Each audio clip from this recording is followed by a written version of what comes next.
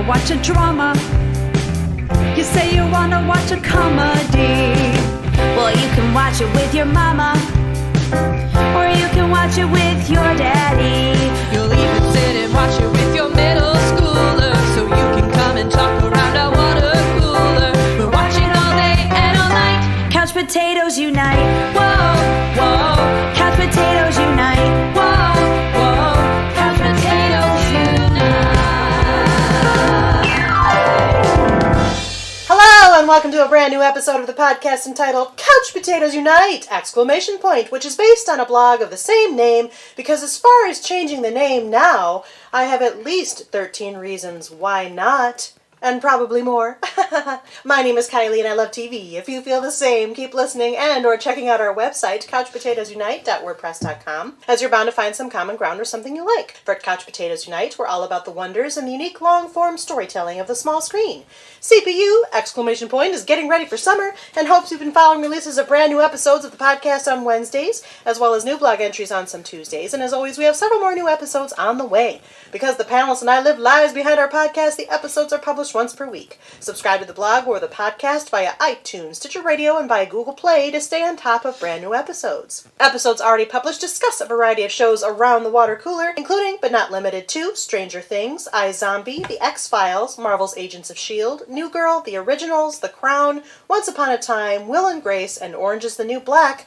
Plus, new episodes are in the works, including revisits for Grace and Frankie, Fuller House, American Horror Story, Doctor Who, A Series of Unfortunate Events, The Good Place, Gotham, Schitt's Creek, Arrested Development, Game of Thrones, Supernatural, the Marvel's Defenders panel will talk Season 2 of The Punisher, and the DCTU will revisit all 4 shows in the CW's Arrowverse. We'll be launching new panels covering Westworld, Jane the Virgin, The Americans, Riverdale, The Chilling Adventures of Sabrina, and Altered Carbon. And because we look back at shows now past, we'll be launching our Mega Star Trek retrospective into space, The Final Frontier, in the near future, and we'll be taking a smallish look back at a short-term show from some kind of yesteryear called Freaks and Geeks. By the way, did you know that CPU also from time to time goes live? We've been live from bunkers and comedy shows and Comic-Cons, and we just went live from Blue Bridge Games to take a shiny look back at Firefly. Plus, we're planning more live appearances and other cool stuff, so make sure you like or follow us at our Facebook page, our Twitter at CPU Podcast, our Instagram at Couch Potatoes Unite, or subscribe to the blog, our YouTube channel, our iTunes channel, our Stitcher Radio channel, or find us on Google Play. In the meantime, if you don't hear a show in this podcast format, fellow panelists and I still write reviews, and we always seek new panelists. So if you have any interest in joining the discussion, say hello by finding us at any of those outlets I've mentioned. At the very least, stop by and leave us a thumbs up, comment, or review. We like feedback. Just don't pan us anonymously on the internet. Okay, I guess that's what the internet is for. Proceed with caution then, and don't be a bully. Hashtag After School Special. Today, we're around the water cooler and discussing Season 2 of controversial teen drama 13 Reasons Why, which was released to the Netflix streaming library on May 18th, 2018, with a total of 13 episodes, which means, for the record, that this show is available to Netflix subscribers exclusively, as it is Netflix-produced original content. To remind the listener, 13 Reasons Why is an American teen drama web television series developed for Netflix by Brian Yorkey, based on the 2007 novel 13 Reasons Why by Jay Asher. The series revolves around 17-year-old high school student Clay Jensen, played by Dylan Minnette, and his deceased friend Hannah Baker, played by Katherine Langford, who has killed herself after having to face a culture of gossip and sexual assault at her high school and a lack of support from her friends and her school. A box of cassette tapes, recorded by Hannah in the lead up to her suicide, detail 13 reasons why she ended her life. The series is produced by July Moon Productions, Kick to the Curb Productions, Anonymous Content, and Paramount Television, with Yorkey and Diane Sun serving as showrunners. Christian Navarro, Alicia Bowe, Brandon Flynn, Justin Prentice, Miles Heiser, Ross Butler, Devin Druid, Amy Hargreaves, Derek Luke, Kate Walsh, and Brian Darcy James also star. In Season 2, months after Hannah's suicide, Clay and the others mentioned on the tapes, as well as close friends and Hannah's family members, become embroiled in a civil legal battle between Hannah's parents and Liberty High School.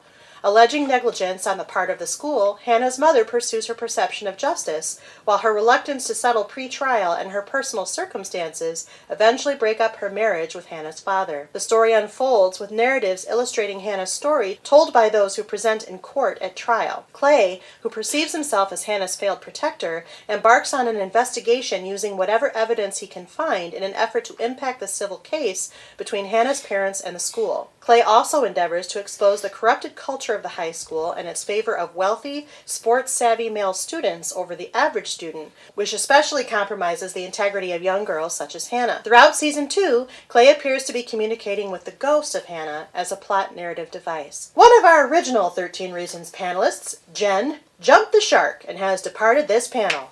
Bye, Jen. The remainder of our full but contemplative group, namely Kristen, Andrew, Jeremy, Amy, and Emily, have reconvened around the water cooler to offer their reactions, for better or for worse, to the controversial second season of this in-one-space exploration of heady social issues, including sexual assault and suicide. Before we do, as always, I'm going to take a moment to double-check the panel's temperature. After all, as we all know, sometimes a TV show can take turns for the better or the worse in our heads, or can continue its level of awesomeness or lack thereof, depending upon the story evolution. As always, it should be noted that all of our panelists have viewed all of 13 Reasons Why to date and will, let's face it, discuss sensitive plot points. So for those of you who are not caught up on this show, listen at your own risk, as there may be major spoilers. Welcome back, panel. How are you? Great. Good. Excited to be here. Are you ready to discuss this gravely serious show again? Yes. Yes. Yep. Definitely. You think so? Let's do it. Jeremy, you Yes. are so quiet. Okay, well, you know how this works, but just to remind the listener, I'm going to take your temperature, as I indicated in the intro, along the standard CPU character question, which changes with each show we do, and frankly, I have changed this thing a little bit. It's not too changed, but it's just changed enough, this character question. I'm going to ask you the character question, and you're going to tell me how you feel after Season 2. You know how it works, right? Right. Yep. All right, so how would you rate your interest in 13 Reasons Why following the second season? You were shocked and deeply affected by the new season and the new revelations about Hannah.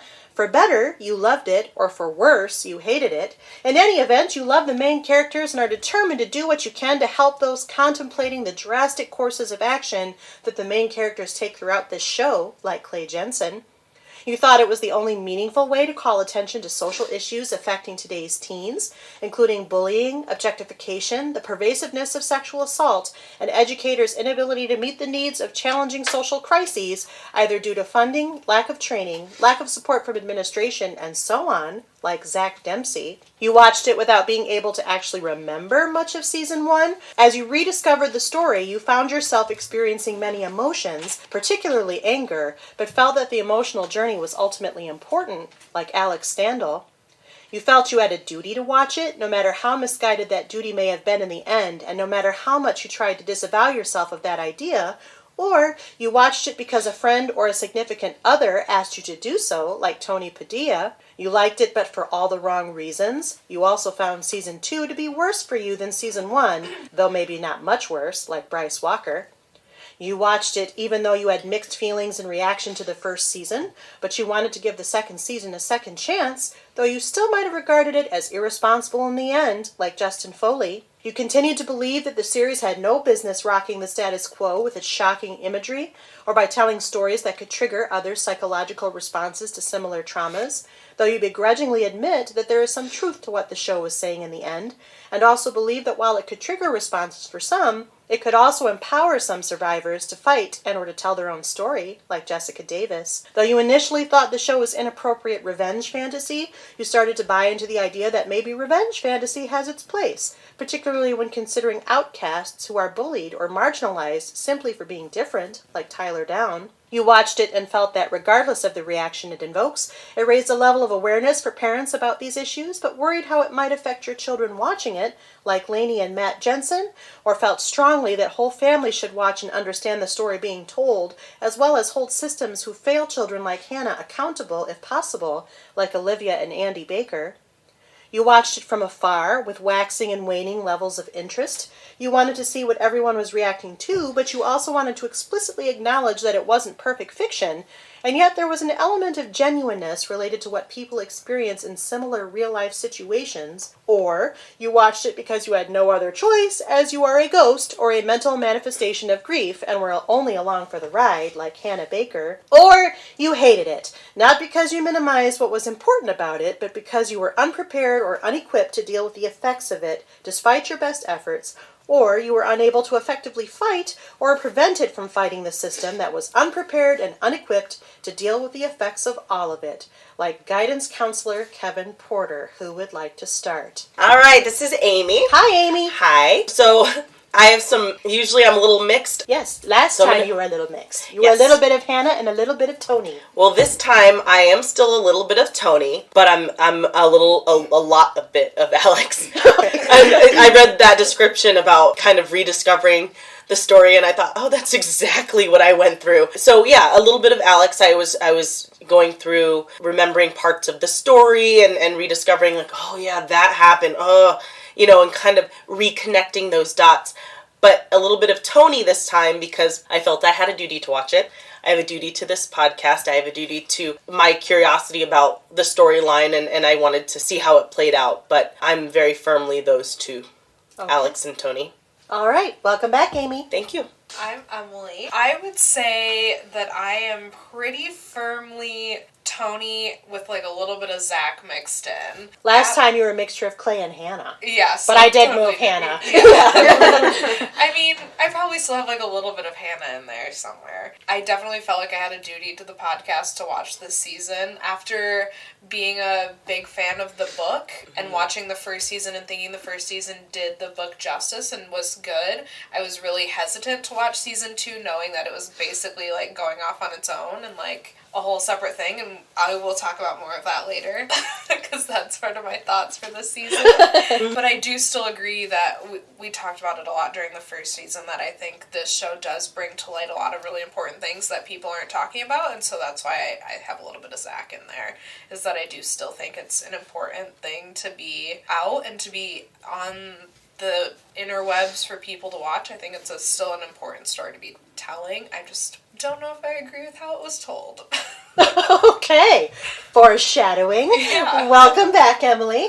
Hi, I'm Kristen. Hi, Kristen. Hi. Last time, if you listen to other podcasts, I never choose just one. It's true. It's true, I don't. Last time I was Hannah and Tony. You were. This time, oh goodness, I'm going to choose, similar to Emily, I'm going to choose Zach, because it is a really good way to call attention to different social issues right now, and also a lot of ways that educators and other people in positions of authority can, have the inability to meet the needs of today's students who are facing those issues for a multitude of reasons. So I'm going to choose Zach for that. But also I am going to stick with Hannah, even though she has quite moved down the list. I did watch it from afar. While I did really like season 2, didn't like the ending.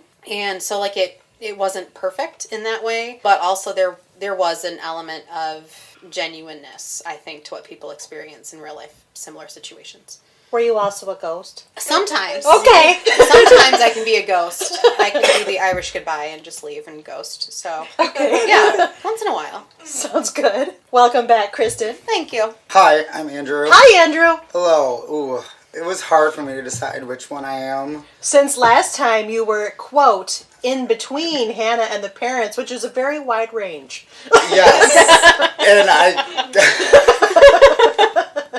And I'm probably still the same. No, I would say I'm a little of Hannah, a little bit of Jessica even, and what's his name? We need more specificity. Yeah, Tony. Okay. Sorry, there's a lot of options. I was scrolling through There's them. a lot of characters, and this isn't even all of them. I had issues with the second season. I do understand what it's trying to do, the stories it's trying to tell, and the importance of those stories. I just think that they failed on most levels in executing them. Okay. So I could even say I'm a little bit of Kevin. Oh, wow. Welcome back, Yeah, Andrew. I had a lot of mixed feelings about this season. He's very emotional. He is. He has a lot of feelings. He has feelings. Yeah. Well, welcome back. A lot's also happened between season 1 and season 2. That's true. Have you discuss completed that. your remarks? Okay. Welcome back, I guess. Oh, that leaves me. It Hi, does. Jeremy. Hi, Jeremy. So last time I was Clay. I thought it did a fantastic job for most of the entire first season of everything. This time I was mostly Alex and Hannah. I didn't remember a lot of it because it took so long for me to watch it. So it was kind of rediscovering it. But I did kind of go in and out of it. Like, the first episode was good, second not so much. So back and forth for a good half the season. So it's just kind of, it's not as great as the first season, but I understand what they're trying to do. I just don't think they had a lot of unnecessary plot points for me. Okay. Welcome back, Jeremy. And of course, my name is Kylie. As you know, I moderate and participate on this panel, as I often do. Last time, I was Hannah and the parents.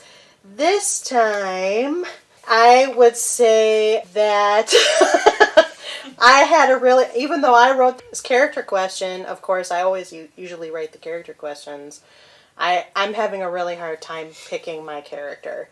Quite honestly, I still will be Zach in part. Zach replaced Hannah in the character question, if you didn't already know. I do think there are some valid conversational points. I'm going to reveal a little something about myself here. I work for higher ed. One of the things that higher ed is contending with, especially in the state of Michigan, is Title IX. This is Title IX. This is all Title IX stuff.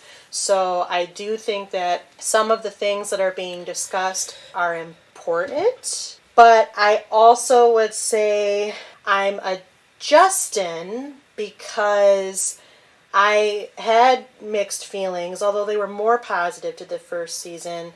I'm starting to think it might be veering in toward an irresponsibility in terms of being manipulative. At least that's how I felt by the end of season 2. And so I think I'd be there, although I also would still include the parents, just because I think parents do need to be more aware of things like this that are happening, and I think they are aware to some extent, but I don't think they're around enough to actually let it register, or maybe there's even some naivete about it's not going to happen to my kid kind of a thing. So I think it's still important for the parents to watch this along with their kids, as if that would happen, but one can only hope. So that's how I feel, which is also a wide range of feelings, which is generally, nobody picked just one. So there must be ranges of feelings, as Emily said. So I guess what we're going to do is talk about season 2 now. Unlike in season 1, which was formulated along each side of the cassette tapes and the character that was being focused on, season 2 did something similar but something different by exploring the character that was testifying on the stand in court. Although that wasn't true of every episode. The last couple of episodes, by then the court case had ended, and that it took a little bit of a different narrative spin. That's an overview, but tell me what you liked, what you didn't like. Start sharing your feelings. Sky was unnecessary. I thought they just threw that in there to have him date somebody who had a mental illness. I hated Sky. I thought she was so annoying. She was, I agree with Jeremy, I think like the worst plot point of the whole season. Yeah, I agree. She was a bit unbearable. What, 5 episodes maybe? Yeah. 3, I think. And then came back to, I'm leaving, I'm going out of state. Yeah. What was that? I, as a person that suffers from mental illness, like, I get it. I understand, and I kind of understand, like, why they put her in there. But I thought it was such a caricature of those mental illnesses, and the way they portrayed her was so childish. I hated her. If they would have fleshed her character out a little bit more, it might have made more sense, but they didn't. Mm-hmm. No. Well, they never did. Not in the first season or now. No. She was just somebody to challenge Clay, and then apparently not to. Yeah. I overall think, going back to what I was saying about the first season, the book being like my first introduction to this show and everything, having read the book initially, like right when it first came out, and then really enjoying season 1 for what it was. I think season 2, because it was because it basically had to be a new storyline because they didn't have any previous material to work off of, I felt like season 2 is very contrived and very forced. It didn't feel as natural as season 1, but again, granted, season 1 had an actual, like, source material to go from. I thought season 2 was so forced and awkward at times, and that was what made it really difficult for me to get through it, was because, not because of the content, because, like, Amy and I were talking before we actually started recording that we were almost a little desensitized to the subject material, but season 2 just felt so forced that it was really awful to... And I agree with that. Like, it's not the subject matter. It is something that we see in the news, we hear about. That didn't bother me. It just didn't feel like there was a natural connection. And then the things, watching episodes and discovering things, some of it felt like it was out of, like, left field, where it's like, but that doesn't feel like it was the character journey or the character arc or something that character would have done. But because that character is no longer alive now, you can say these are the things that happen because it suits this season. Yeah. And maybe that is actually a reality. Maybe that is just me being, a 37-year-old person who's not at all with the times today. I don't know. That's possible. Maybe I'm just too old.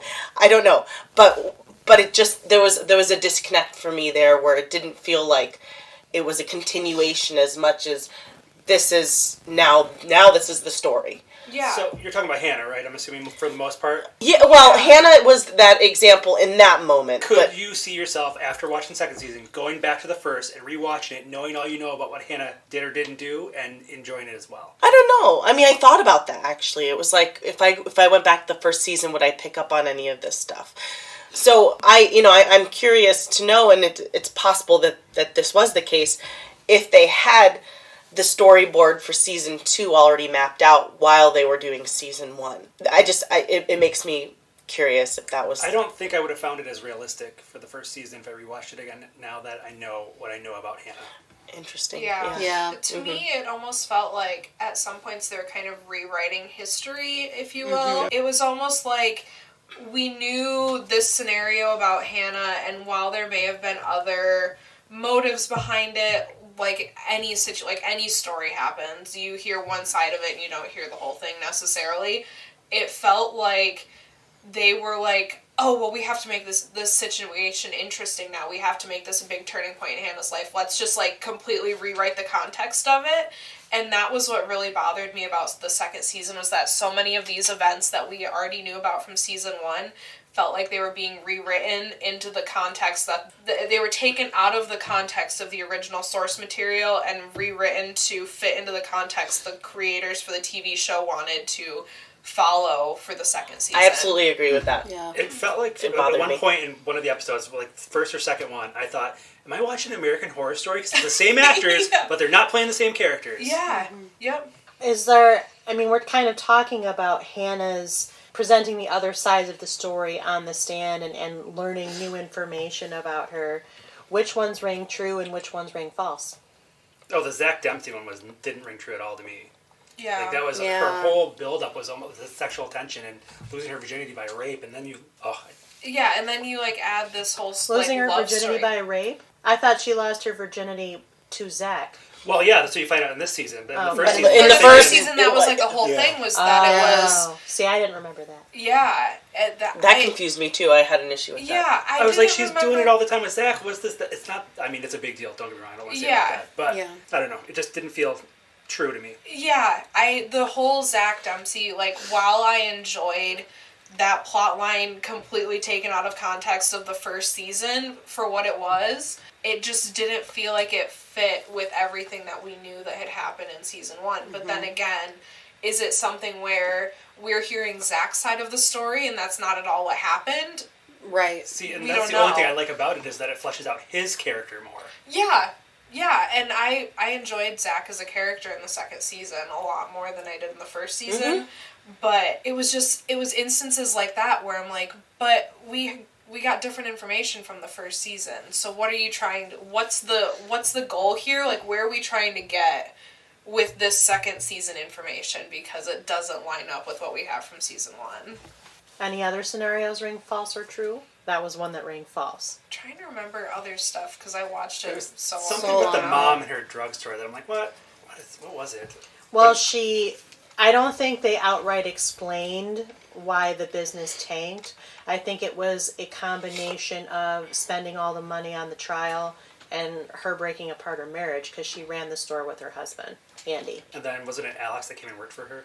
I thought that was At the very end. Yeah, I thought that was the kind of end. strange at the end too. Yeah. Well, I think to Alex, and we can talk about Alex, I think Alex was searching for a piece of normalcy by the time he asked for the job.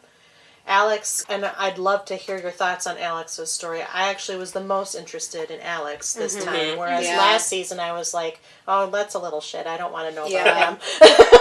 But this time I thought it was, you know, we had a little bit of a disagreement in our last season discussions. Some people, well, I think mainly Emily, you thought that maybe he had actually had achieved suicide. Oh, yeah, because And- nobody knew what happened at the end. Right. And then there was somebody else who had said something a little bit different, like it was Tyler that shot him.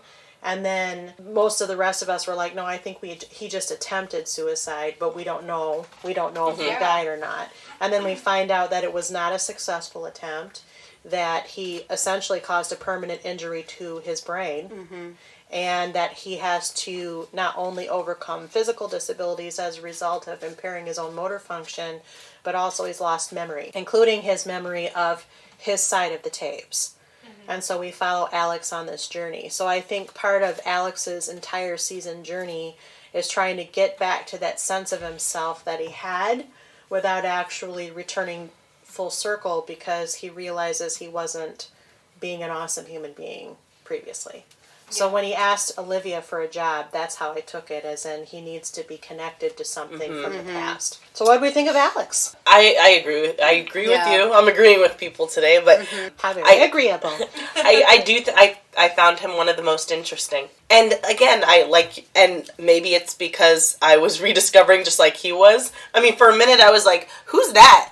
And then it was like, oh, that's Alex. Okay. And so for me, where he landed in season 1, it felt the most natural to me to come out of that with these issues that he has to overcome and making sense of it all. So I related in that way. And also I just found it really interesting. Plus his dad is played by Mark Pellegrino.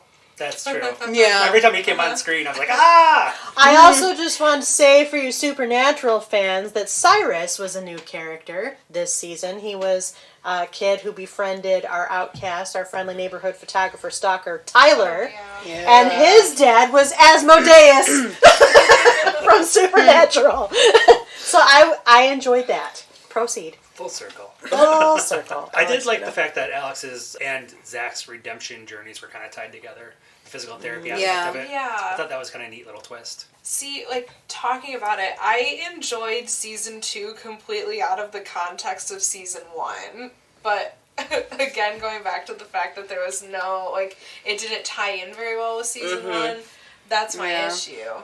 Because I loved the character arc that we saw from Alex. I loved the character arc we saw from Zach. I thought they were both really great, strong characters. I thought Alex's whole, like, realization of what actually happened was very realistic. It's, at least from my experience of being a psychology student, like, that whole slow, like, slightly triggering sort of thing, like, was very realistic. So I thought that was really cool to see that portrayed well.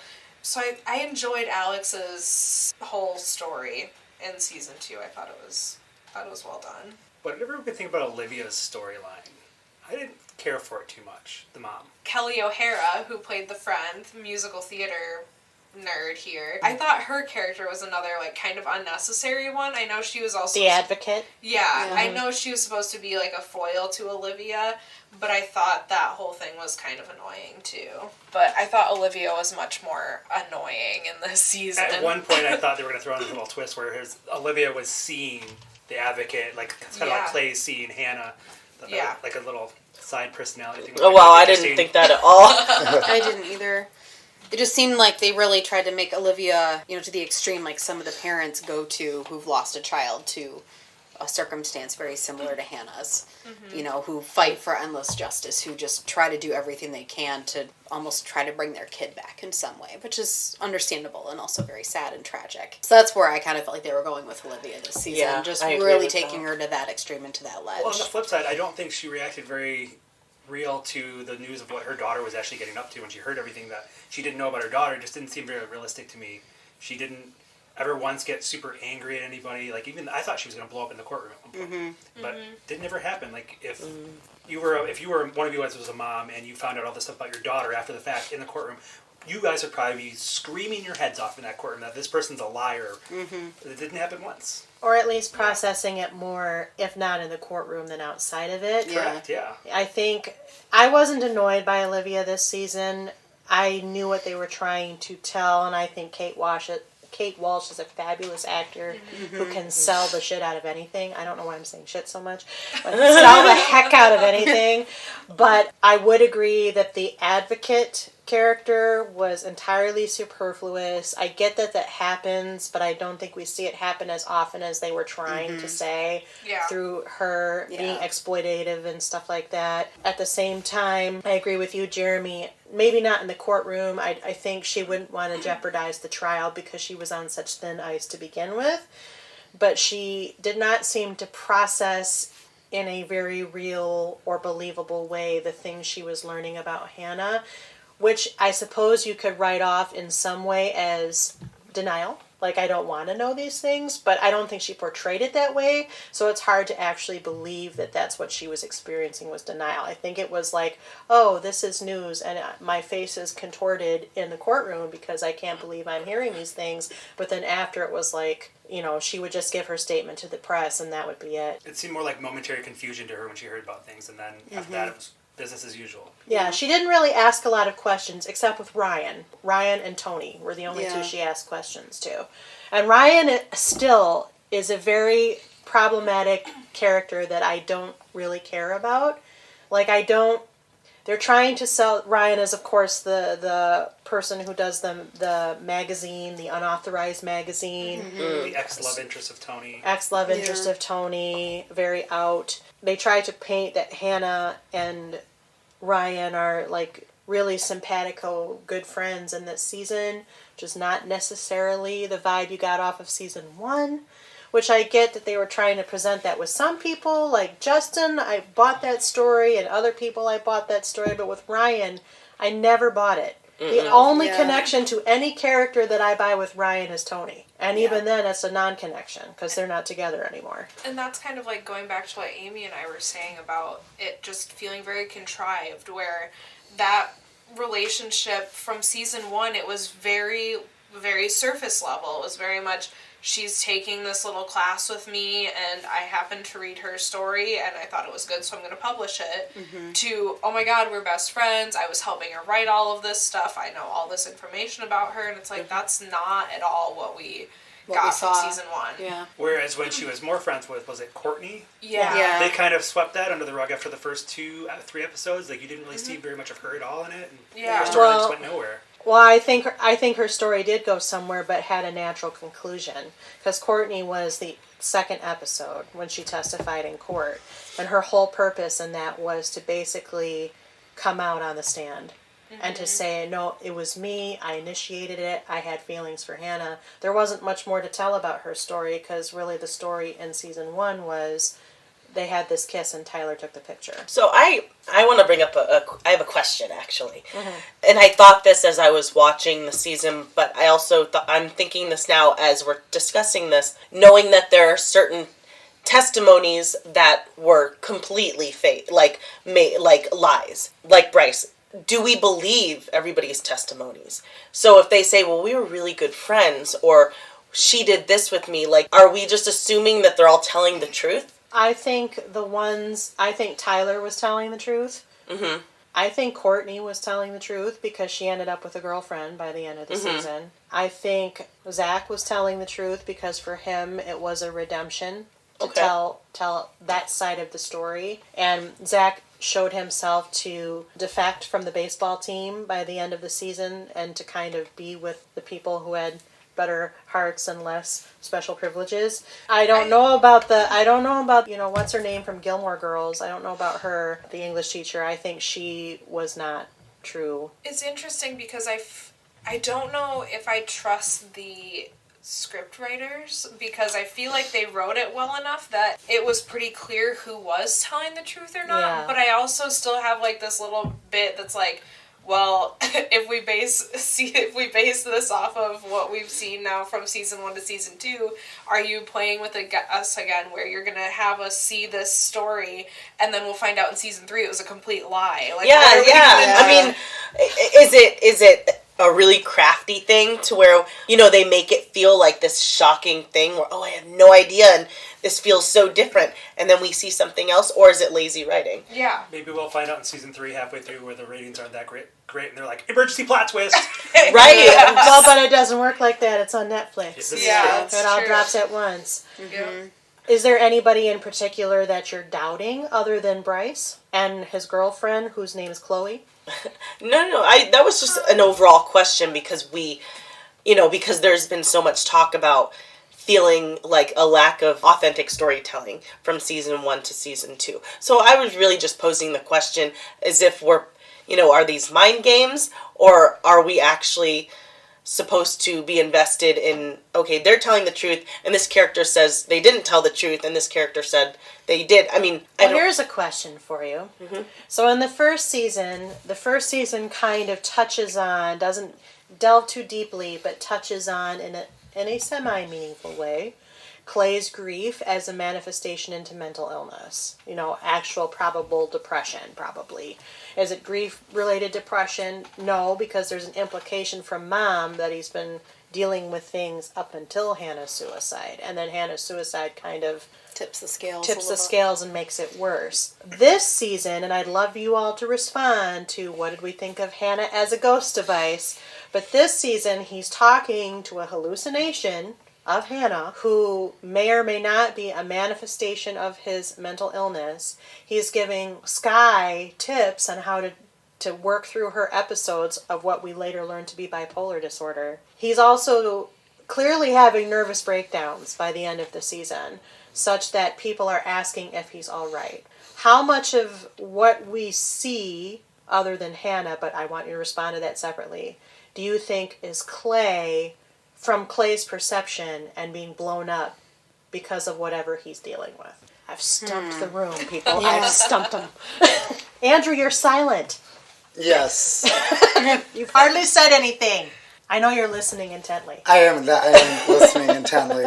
And reading the plot points on your No, character names I forget, so I like to be on IMDb so I can go back to the characters. Yeah, so you get the pictures. All those early 2000s white boy names. Yeah. Oh my god, thank you said it. I was thinking it the whole time. Yeah. It's hard. I think, in generalities, I think that, I defended the show in season 1 against a lot of the controversy, and I guess I didn't agree with it. I think season 2 was a lot of lazy writing, and I think season 2 was a lot of saving face. I think they were trying to save their asses from the controversy from season 1, but season 1 had heart and it asked questions, and it opened dialogue and discussion. And I thought season 2, just in general, didn't want to open a dialogue, and it went for the shock value. It was like Degrassi, but way worse and not as campy and fun. So yeah, I didn't like the way, I had hopes for the way season 2 could have gone, and I think that I really do. I think they took the criticism and then tried to make these but then they ended up hurting themselves more than helping. I don't know how to explain that. They should have kind of stuck, this is going to be a really horrible metaphor, but they should have kind of stuck to their guns or their first intent a little bit stronger, like they did in season 1. Yeah. Season 2. I thought season 1 opened, some thought it glorified suicide and mental illness and, but it really did open a discussion. People talked about it. There's not much I have to say about this season. It felt to me more like they were trying to throw things at the wall and see what stuck. Yeah. Mm-hmm. And maybe they'll try to tie it up into a neat little bow in season 3. I don't know. One of the things that I was concerned with respect to the topic of suicide and the reasons people are suicidal or die by suicide is that we had this story about Hannah, and we don't have a full story, but we have her point of view, by and large, hers and Clay's in season 1. And then season 2, they're throwing all of these, well, she did all of these other, scandalous things. And I was concerned by that because I thought, well, why couldn't she die by suicide just by simply having a less active life, a less active sex life, or being experimental, or it just felt like they were like, well, we need to justify why she would do this, and so there's all this secret stuff that she did that nobody ever knew about, rather than saying, but you could also have those feelings having a more mundane life and just feeling down about yourself. I don't know if I'm explaining myself well, but it concerned me because I thought, is this devaluing those who have those thoughts but don't have such a crazy life experience? So that concerned me going out of season 2, thinking, why are there all of these plot twists for Hannah in a way that feels like they're justifying her actions more rather than exploring her mental state? To me, it felt like they were almost making it like she deserved to die. Thank you. That was a lot of what it felt like, by kind of painting her out to be this monster and painting her out to be this huge bully and this awful person that we never saw in season 1. And having read the book, there was no hint of that at all in the book. So that was one of my biggest issues too, was that we see this person and she's living her life, and in season 1, it was understandable why she would have done what she did, because she was going through a lot of things, and that happens, and that's a lot of what mental illness, like what happens with mental illness and everything. But then season 2, it was like, oh, well, she was an awful person, so she should have died anyway. So I have a counterpoint for you.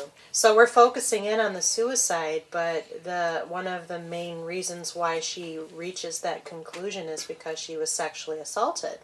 And one of the most common reactions to an allegation of sexual assault is victim blaming. So thinking about the other perceptions and other things that you learn about season 2 in the context of victim blaming, do you still have these same feelings? So wait, I never once thought of Hannah as a worse person after I learned the stuff about her in season 2. Not once. Yeah, she did Molly. Who cares? She had a friends with benefits situation. Whatever. She bullied a girl. Everyone does stuff like that. I didn't necessarily think of her as a worse person knowing what I did about season 1 and about the book, but I didn't like the way the story was painting her to seem that way. I thought that was kind of giving this really negative image of mental illness and all of the things that that season 1 had worked so hard to make a point about. It was almost like they took 2 giant steps backward in saying, oh, well, she was a bully, she did this, she did that. And while I know I've personally experienced a lot of this stuff, it's like it just felt like it was contradicting itself again. It was going back to that contradiction. And to go to the victim blaming, I don't know. I would have to go back and watch some of that stuff again within that context. I feel a lot of the characters in this show kind of built Hannah up on a pedestal, and they weren't ready to hear the real things that she did or did not do. So, for me, it didn't... Even watching the first season, I was never like, this girl's a perfect girl, this tragedy happened, but why did it happen to this perfect girl? No, she wasn't perfect. I don't think they tried to make her look perfect in the first season either. I think the second season just made these other characters' ideals of the perfect Hannah shatter. Yeah. I would agree with that take. I didn't take the depiction of Hannah from most of, I'm not going to say all, but most of the testifiers in court. I didn't take it as a contrivance. I actually took it as, this is sort of a victim-blaming circumstance where the school... Now, first of all, my number one question, this defense attorney, how the heck did she learn about all that stuff that she would just toss out during the trial, like, oh, but you did this on October the 22nd at 3 a.m. And it's like, who told you that? Yeah, I wondered that too. It was like, dang. That, you know? Yeah. And it was never on the tape, so how did she know? That's one thing that I feel was completely lacking. But I never took from it that the show was trying to contrive something to make Hannah look bad. I would agree with Jeremy that what we were watching in some respects, and actually Hannah's ghost, so this is a nice segue, Hannah's ghost tells Clay, you've got this picture of me, And you're going to learn that there's more to this picture of me, and you're not going to like it. And I thought she, in her delivery of that piece of information, kind of set us all up to be like, okay, this is a fully well-rounded three-dimensional person who has a dark side like anybody else. So I didn't take it the way you're kind of talking about it. I did take it more the way Jeremy's talking about it. It just made her feel more realistic. Like, Yeah. What's the old joke? If I die, make sure you get to my house and delete my browser history before my mom goes through it, kind of thing. Yeah. Yeah. Well, and first of all, to answer your question about the ghost, I actually really liked that. It was just a device that worked for me, and it was a nice way to continue to see Hannah. Yeah, because we really couldn't have a season 2 without her. Exactly. She was the big breakout star of season 1, so But they had to keep her a season regular. Exactly. But also keeping in mind that I went into this discussion, and I can't speak for you, Emily, but feeling that a lot of the story development felt contrived. So for me, it's natural for me to be like, is this believable, or are they just trying to justify her suicide a little bit more? Like, it just, if it felt more natural to me, I probably would have naturally navigated towards what Jeremy and you are saying. And I don't disagree with that. I actually do agree with it.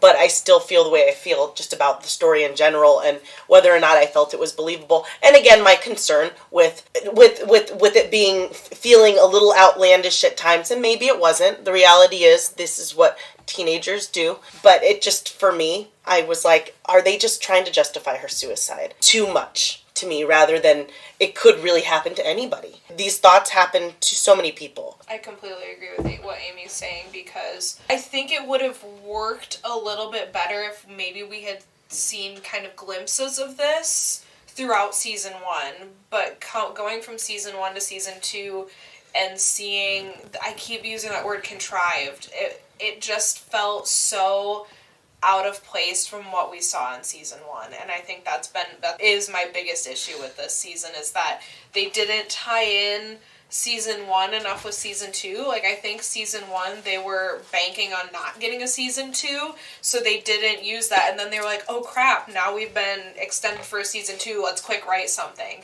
I don't think they ever had their whole storyboard out for season 2 while they were filming season 1, and had they done that, I think things would have flown a lot better. But I think some of the way that these things are coming across is the way that Amy and I have described as this, like, let's make this person look out, let's make it look like she deserved to die. Like, that's, I think, because they didn't tie it in well enough they didn't tie season 1 well enough into season 2. I think that's part of it. Or they're trying to give her more of an impetus to take her life, when in reality, maybe it doesn't take that much for people if you're so mentally anguished. Because I also deal with mental health issues, and for me, I just struggled with that. It was like, maybe she was feeling anguish with the stuff that we already knew, and maybe a little more than that. But now you're taking it to a point where I just didn't, I don't know, it didn't work for me entirely. Now, there were moments that it did, where it was like, okay, I can see that. But as a season as a whole, it didn't feel connected enough to season 1. Yep. Well, and so where I'll agree with you ladies is also on the idea that they turned what was essentially a contemplative, very thoughtful exploration of these issues into courtroom drama. And not a very good courtroom drama. Because, like I said, where did the attorney learn all of this stuff? I know. Did you not watch Law and Order? I was thinking that. I was like, wow, if I was ever on trial, like, what would they find out? Like, there's this... Like, she probably knew about, like, intimate text messages and, like, things that people wrote in a journal that they hid under their bed that nobody ever saw. Like, she knew stuff. And it was very, I had a similar reaction where I was like, okay, well, there's some storytelling I don't know about there. We're just going to assume that she did some really good research. And I understand you're a lawyer and you have to defend the school and all of that, but to me, it felt so heartless. And as just a human being, how do you go into that situation and be so unemotional? I mean, again, you have to be a lawyer. Being a lawyer, you kind of have to have that. But in that specific situation, how do you pull up all of these awful scenarios that, out of context, paint this poor girl out to be, for lack of a better word, a whore? Like, yeah. But I do think that there are lawyers like that, and they're damn good at their jobs. Absolutely. Yeah, and I was like, ooh, this woman is intense. Yeah, but even by the end, and even though the jury, spoiler, found the school not culpable of negligence and creating a hostile learning environment, I was still like, this is no good advertisement for the school, no matter how you cut it. No. So I don't even know, it was a very high profile, they don't address how the fallout that the school might have, except for the whole baseball team business. Maybe that's season 3. Yeah, I Maybe. also feel... I have no idea. Who the heck knows? Who knows? I also, again... Well, we have a seed, but we'll get there. Yeah. Yeah. I also, again, feel like they didn't tie enough of these outside scenarios into the school environment. And I feel like if they had done that in season 1, it, again, would have made the whole story of season 2 flow a little bit better, because again it felt like they were forcing all of these scenarios to be school related, and I'm like, but this happened like completely outside of school, and how like it just didn't. I think that's why they came up with the clubhouse idea, because that's the school property. Yeah, that was the only reason I could think about that, is to tie it into the lawsuit, because these kids are rich. They have their own houses, they've got pool houses. Yeah. Well, especially Bryce. Yeah. Justin's not rich. no. Oh, that's true. So, in the talking points this time, because last time what we did was we went cassette side by cassette side, and we don't have such a structured story narrative, what I did after listening to our lengthy and quite passionate discussion about season 1 was actually to come up with related questions, which were in bold type for those of you reading the talking points. What I'm going to do is ask you the bold type questions at this point. First, did you find Tyler sympathetic this season? Was he less off-putting or crazy seeming as compared to last year, or was he more, and were his motivations sufficiently explained? We all remember I I feel like Tyler's- I've been talking a lot, so I like Tyler's journey in this season, actually. In the first season, if I remember correctly, he just, to me, seemed like a creeper. Yeah. Like, no other motivations in his character's mind whatsoever. And this, you kind of see more of, what drives him, why he does the things he does. And he's not crazy. He's looking for acceptance and friendship. And he finds that with Cyrus. Mm-hmm. And that's a bad influence on him, actually. Yeah. Even though it turns out it shouldn't have been, because he's a poser. But whatever, regardless. So what did we think about Cyrus, other than Jeremy thinks he's a poser? I just... And his father, Asmodeus. I found that character just kind of... It was not quite superfluous. I wasn't thrilled by that whole plot line. I was just... I kind of like their friendship, because in Tyler's mind, when they first met, he's this awesome punk kid, down with the system, man. And then he finds out that he's built this kid up in his mind, kind of like what everyone did with Hannah, to be this exemplary person in his head of who he wants to be friends with. And finds that it's not true at the end. Just like we're kind of finding out with Hannah, it's not quite true what we thought of her either. Yeah, I liked the beginning of their friendship, but then I feel like as it went on, I was kind of like, well, whatever, like, I'm over it. Let's move on. You didn't care about all the pranking and trying to get back at all the popular kids? No. Here's what I will say, and this might disagree a little bit with you. You as Emily. But, I kind of find Tyler annoying anyway, but by the end of this season, it was like, this is important, actually. Because, and this may not be a discussion that we have at the moment, but I'm going to go ahead and talk about it. For me, that was a storyline that I was like, okay, you've set up this character.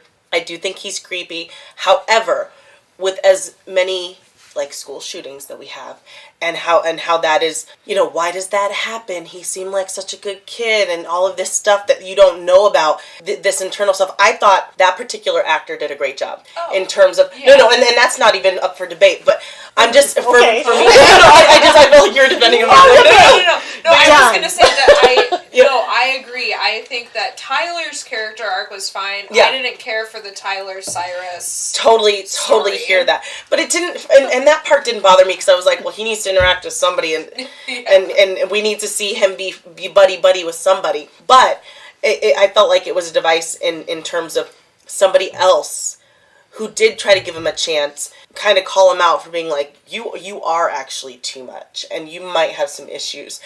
And for me, I feel like Tyler was a vital part of if you're going to talk about social issues, this is a character that should be part of that storytelling and part of that awareness. So, were his motivations explained? That was one of your questions. I think so. I want to know more about what's going to happen to him and the repercussions, and so that's all I have to say about that. I'm sure it'll come up in season 3, but I want to know more about Monty's motivations about what he did to Tyler and that his backstory. Mm-hmm. Because I think that could be a really interesting story to tell. Why he feels the way he does and does the things he does. Well, I think that is what we're seeding for season 3, but we'll get there. Any other thoughts about Tyler? Any thoughts about his interactions with Cyrus's sister? Mackenzie. I was actually really hopeful for that. Yeah, me like, too. I feel like that would be a really great thing for Tyler after all the things that he's gone through, and having Hannah, like having that whole Hannah situation. I thought it would have been like a really nice thing for him to have Mackenzie and not necessarily have Cyrus, because like I said, that like I understand I'm with you. what Cyrus's role was, and I completely agree with Amy that it was very important and vital to see Tyler have that whole transition in that arc into where we see him in at the end. I just would have rather something happened with Mackenzie, I think that would have been a little more relatable, I guess. I don't know. But he had a very embarrassing situation at the movie theater. Mm-hmm. Yeah. And he is somebody who probably would struggle with that kind of level of embarrassment. Absolutely. Yeah. So, I don't know. I found him a little bit more sympathetic this season, but I also struggled with his need to use guns, which we did see in the first season, so that one was seeded. And I'm not making like a statement about guns, but the fact that he had to let off steam or let off anger by shooting live guns was a little bit concerning. Real, probably. I mean, I'm sure there are people that do it, but for me, the leap to it in this story, I didn't quite reach that. If he'd have done it at the end of the season, just went straight to guns, I'd have been like, okay. Yeah. Because of what happens to him. But up until that point, I was like, why has he got live guns? Well, he did the paintball bomb, and then the guns. But he was shooting guns. Yeah. I mean, it was his True. gun. It was his gun, I thought, that we saw. Yeah, because that was why we Alex thought used. Tyler killed Yeah. tried to kill Alex. That was why we came to that conclusion at the end of season 1. Yeah. And maybe I'm not remembering what happened in season 1, but I'm like, why does Tyler find all these guns and He have all these pulls guns? that gun out of like a trunk chest in his bedroom, I think. Yeah. I just remember like the visual of him like pulling it the gun out of the trunk. Made me think he was gonna like shoot up the school or something. Yeah. The way they just like ended with it. Yeah. We don't know nothing ever came of that. Yeah, nothing did. It was like a red herring for us thinking that he was... Tyler, as a character, I will come back to him because he is obviously going to be, I think, obviously to me, maybe you disagree, going to be the focal point for the 3rd season. Mm-hmm. But we'll get to him. Did you find Courtney more sympathetic? Because no one really liked her after last season. I found her more sympathetic. I think just overall as a character, she was kind of annoying. You don't care about her and her brand new girlfriend? No. And her detente with her gay dads? But, I mean, overall, I thought she was better in season 2 and more real in season 2, but still overall. Yeah, I'm gonna agree with Emily. I liked her better, and like I found her more sympathetic this season, but still not my favorite character by far. Yeah. I just feel like she didn't really do that much in this season. Like, yeah, I know she really was wasn't. in a couple She was episodes, but underused. Still, it was almost like Sky. Like, oh, here you go. Are you gonna move away now too? Like, Yeah. you're not gonna be in the rest of this. Marcus Cole. Marcus Cole is the class president, the one who cops a feel at the restaurant and then tries to make out like that's what Hannah wanted and she's just making things happen. He's being blackmailed this season by Cyrus and Tyler. In fact, he is the primary target of their pranks until they elevate to Bryce. And the story that the show tries to tell this season is sort of from Marcus's perspective as an African American male, one of the only ones at a predominantly white school where there is much privilege running around the athletic people, the white people, let's just call it like it is. We see him having interactions with his father about you being who you are, you're going to need to do this much more and try this much harder, which I think was an important viewpoint to introduce, but do you think the show did enough? I think even race aside, that storyline really bothered me because it was another rich kid denying his involvement in a long string of really horrible things that happened to this girl, and I didn't like that the sole purpose that he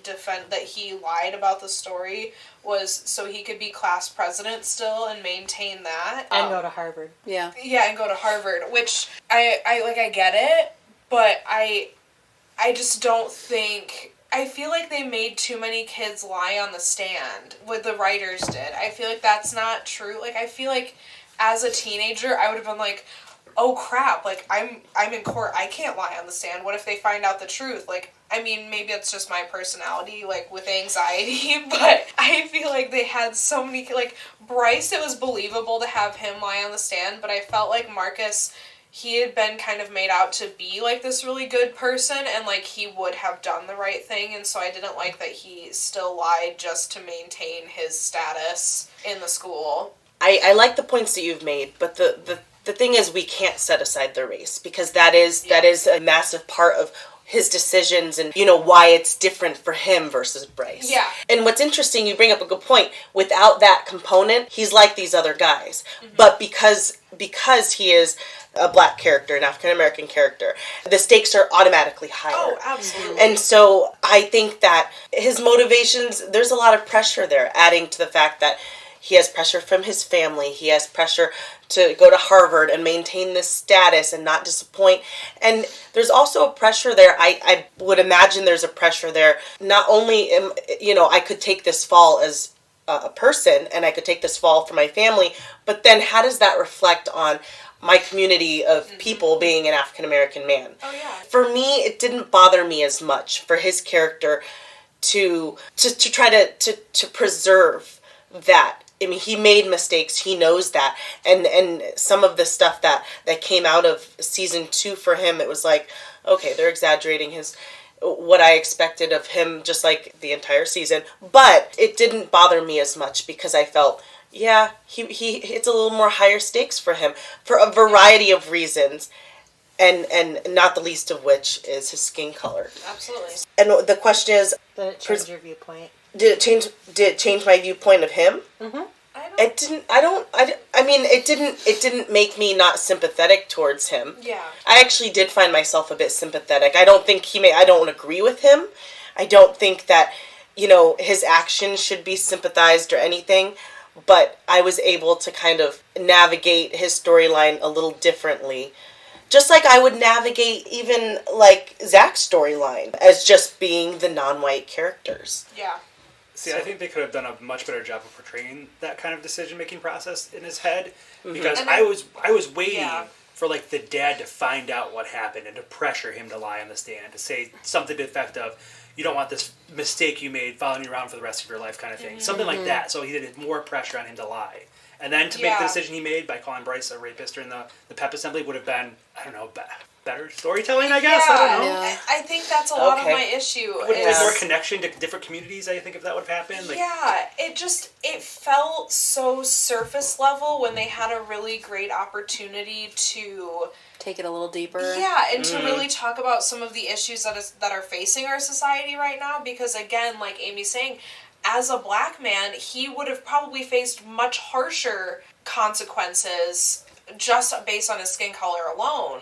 So I think it would have been interesting it would have been better and would have been better storytelling if they had kind of delved a little bit more into that. Yeah. I agree with that. I agree with that. There would have been different consequences. I mean, just look at Rich and Poor, Tyler Bryce. Yeah, the 6 months, 3 months thing. Higher stakes. That's Justin and Bryce. Justin Bryce. Bryce. Yeah, I think it just would have been. So you think it's a missed opportunity for them to have that discussion? Yeah. If they're discussing all of these other things already, Why not throw on one that's very important? Yeah, they touch on school shootings, and they touch on rape, they touch on mental illness, they touch on suicide, but they're going to completely gloss over this really fantastic opportunity to discuss something that's so prevalent in our society right now. I think that's kind of where my issue lies, because then it makes him seem much less, and not necessarily less sympathetic, but it doesn't hit quite as hard as It really could have that enriched discussion. his story. Yeah.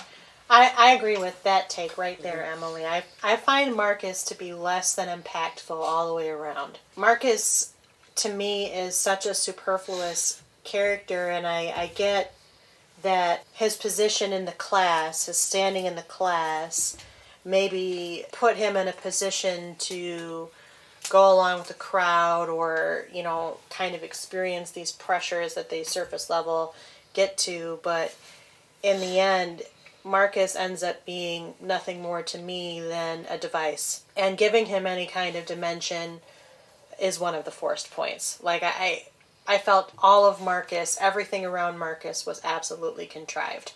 But I felt that way in season 1, too. Like, I thought, why this story? Why this side of the tape? I don't know. But if they took the seed they planted and used that as one of their season 3 storylines, I wouldn't be mad. Yeah. I wouldn't be mad. But if they abandon it completely, I would consider the show completely irresponsible regarding this character. Yeah. I have strong feelings. I didn't expect to. We already kind of talked about Ryan, but do you still...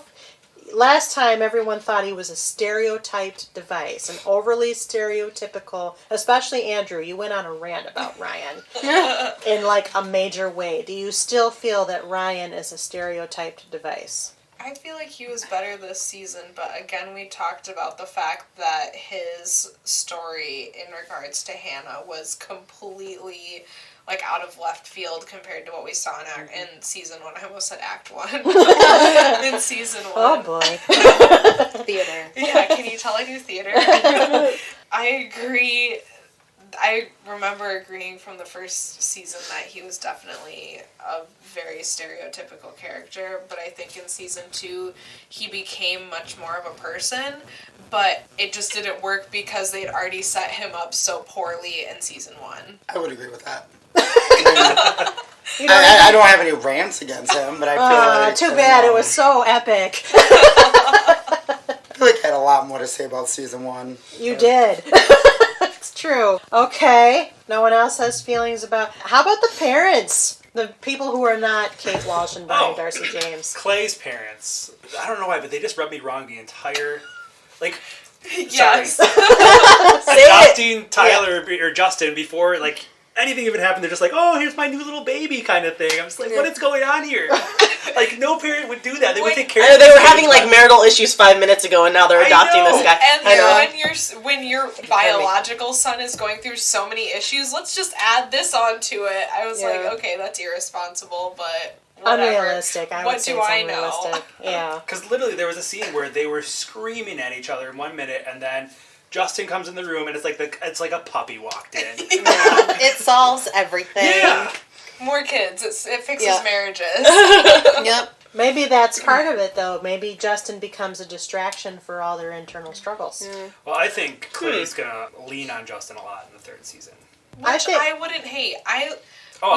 We didn't talk about Justin yet, but I absolutely loved his character arc. I thought he was one of the best characters of season 2. I would agree with that, for sure. Yeah, I agree with that as well, for sure. He really had an evolution in ways that the other characters didn't, just like Alex. Yeah, and a very realistic one where he would fall back into the drugs and then get himself back out, and that whole thing I thought that was like very, very well written. That was one of the only parts that were in season. And I enjoyed their reluctant friendship, his and Clay's. I did too. I think that's going to prominently figure in season 3. I didn't like his interactions with his mom very much, though. Yeah. But his mom was an addict. You're not supposed to. No. I don't know. No matter how he feels about his mom and how much they've been through, like the scene where he's like, pretty much, screw you, I'm getting out, you should too. Like, I don't know if anyone would ever really say that to their mom, no matter what they did to him, almost. I found it believable, personally. Yeah. Because I was like, he's been through some serious shit. And he was living on the streets. And, like, at that point, like, his sympathy for his mom in that situation, I believed it for me. Like, Justin was one of those characters I was like, this is good acting, and this is a good story arc, and it actually was believable from Act 1 to Act 1. I know. Oh no, it's a It is, I know. Emily's rubbing off on me. We're connecting a lot in this podcast. You are. So from season 1 to season 2, so for me it didn't feel like a huge leap. I totally see what you're saying though. I wanted him to kind of fight more with his mom about what was going on. It was more of a this is happening, I guess, kind of thing. I don't know. Everything else about the character I loved though. I don't have any strong feelings about his relationship with his mother. I think I agree with Amy. It was as believable as it was going to be. And I don't think, I think there are people that sour on their toxic parents. So here's a quick question. So Mr. Porter is so involved with what happened with Hannah. He doesn't really get involved with Justin and his mom and their drug dealer boyfriend going on there. He just kind of gets into a fight and lets it go. Like, why didn't he get anybody involved? Really? I don't understand your question because he gets overly involved by getting into a fight with the boyfriend. But I think at that point, but he doesn't bring in. He didn't. I think what you're saying is like, why didn't he bring in cops and that Yeah, sort of the thing? authorities. Because I think at that point he wasn't employed by the school, if I remember. I don't he remember. was still employed. He was, yeah. Okay, I couldn't remember. Because he didn't get fired till the last or second to last episode. Last episode. Okay. The way I took that was he decided to get. It was overcompensating for not being as involved as he could have been with Hannah. Yes. Not to mention the fact that the school was basically treating him as the scapegoat, especially after he gave his testimony on the stand. And he did not get along with Steven Weber's principal character. And so all those things rolled into one. He learns about Justin's issues, and he probably wouldn't have totally wailed on the boyfriend, but the boyfriend was kind of a jerk and already an addict himself and a dealer, and so he just basically gave him the opening and he walked through and committed assault and battery. No big. I agree. I think that the decision was incredibly stupid, but I also think that Kevin Porter, and much props to Derek Luke, because I think he really played the shades of this character very, very well, is that he was dealing with survivor guilt. Yeah. And he was dealing with sort of the idea that he could have done more and didn't do enough. And it manifested through basically the stages of loss. He went through denial, anger, bargaining, depression. You saw the whole gamut. Probably better with him than most of the other characters.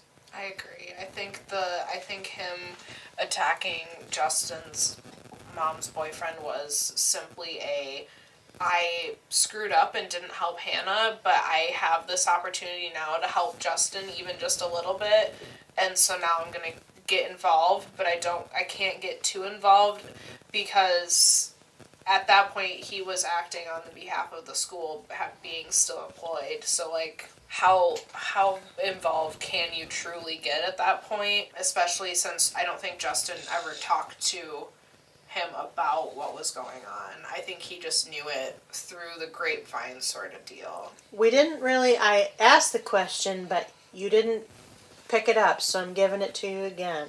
Was Clay's mental health adequately addressed this season? No, I don't think so. I don't think so. Explain. Those who said no. It wasn't really discussed or talked about. I mean, did he even see anyone or talk to anyone about his experience and his grief over Hannah or anything else he was dealing with prior to her committing suicide? I mean, he didn't talk to anybody. He didn't. Yeah. His whole complex is a savior complex, Yeah. and that's how he... That's how he deals with One of the it. things I found odd was like, how many times did he get walked in on having an argument with Hannah's ghost? And everyone's just like, who are you talking to? And then just dropped it. Like, he'd have full-out fights with this fictional person, and people would walk in on it, and they just, oh, it's just Clay being Clay. Yeah. Well, that troubled me. Yeah. But what's interesting about you saying that is I also think it highlights maybe how oblivious parents can be, or teachers, or parental figures, or whoever. But even his friends were... Or even denial. Yeah, denial, or Not just my like... monkey, not my that's- circus. Or, he's just a teenager. Yeah, or you know, hormones or he's just going through stuff. He'll figure it out. Like he's still sad over Hannah or whatever. When this is Clearly preceding more than that, it's more than that. I took it as, well, to answer the question, I agree it wasn't adequately addressed, but I don't know if it was the intention of the story writers to make the mental health issue something that people either turn a blind eye to or are oblivious to, because I certainly think both of those scenarios are true, can be true.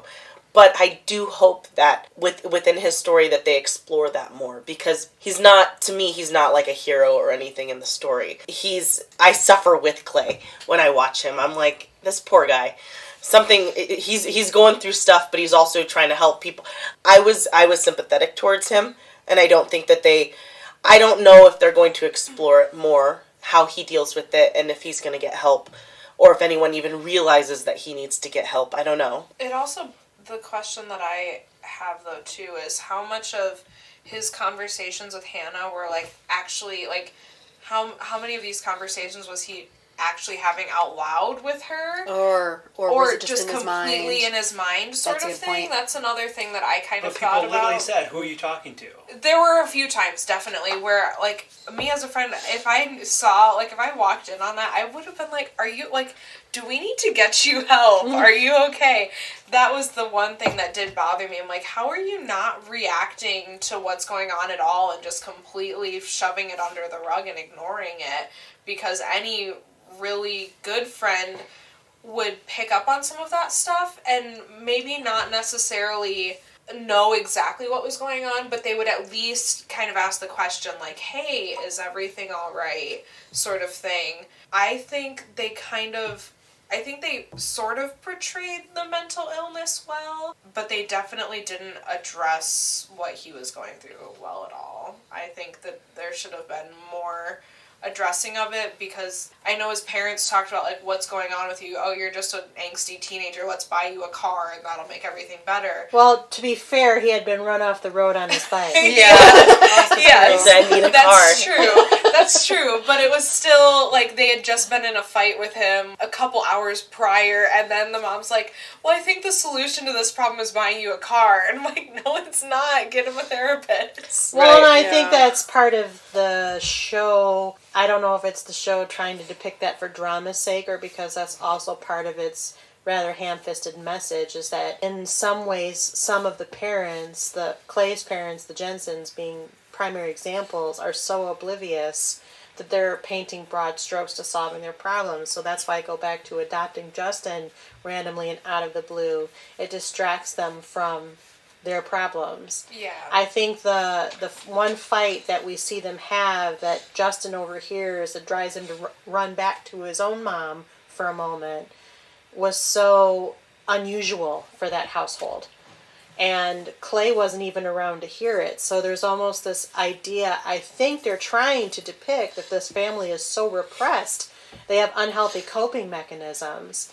And so Clay's mental illness, to the extent that he has one, it may just be he's not being given the tools to actually deal with whatever emotions and thoughts he's experiencing. Well, see, I think they portrayed some of that really well in Hannah's family, and seeing, I can't think of her mom's name. Olivia go through this journey of, like, kind of finding out a lot of the stuff that was happening behind closed doors. My issue is that a lot of the stuff happening with Clay was not going on behind closed doors. It was happening very openly.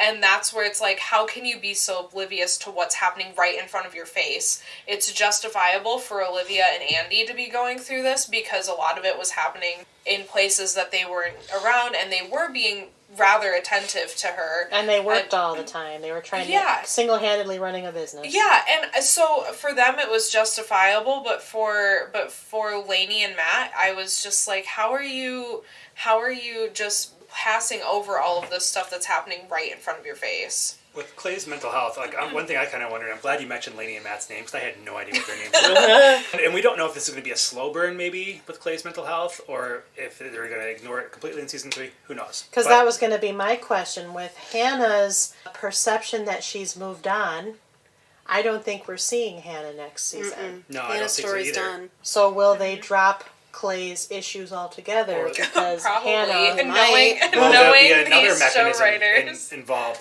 But I kind of wonder, especially with, like, Justin and Lainey and Matt, if him moving into the family is going to exacerbate Clay's mental health. Because now they're going to have their new kid kind of thing. who's a heroin addict. Which the parents don't know, though, which could be another big tipping point in season 3. It'll be interesting to see what happens there, for Or sure. is he just going to be all cleaned up? Yeah.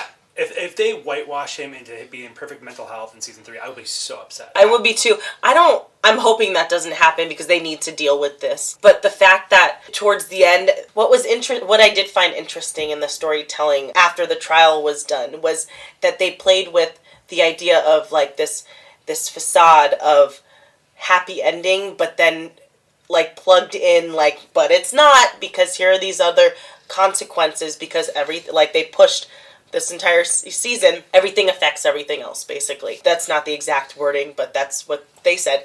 And so the fact that, he learns he's going to be adopted. Hey, my dad and I are going out. Justin, you want to come with us? No, I'm good. And then he takes a hit of his drug, and it's like, okay, this is believable in terms of like, it's not going to be all, sunshine and rainbows.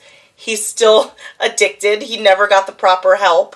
Because he didn't. He was clean for like 5 minutes. And that wasn't even really clean. That was just, he just didn't have it. So I'll be disappointed if they don't address that and his struggle in terms of being an addict, what that's going to do to him and the family, and if he ever gets clean.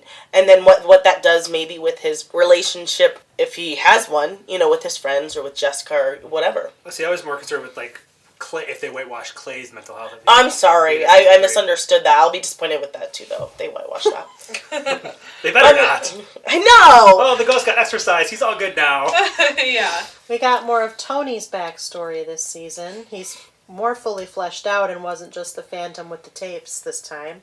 What did we think about that? I liked a lot of aspects of Tony's story. I don't know how I feel about, like, the scenes where he was like beating those kids up. The guy up. I'm like, I don't know if that's quite right for your character. I felt like Tony was always a lot more controlled. Yeah, not necessarily even keeled. I feel like he definitely could have his moments where he kind of got angry, but he was still had more self-control than that. But I'm going to push back on this one. Yeah. Tony had almost no dimension in the first season. He was really just the purveyor of the tapes and the challenger of Clay. Yeah. He didn't really have a third dimension. Yeah. I don't know. I don't know if it felt like the right path for him. And to be fair, most of the assaults we saw were of people attacking him because he was gay. Yeah.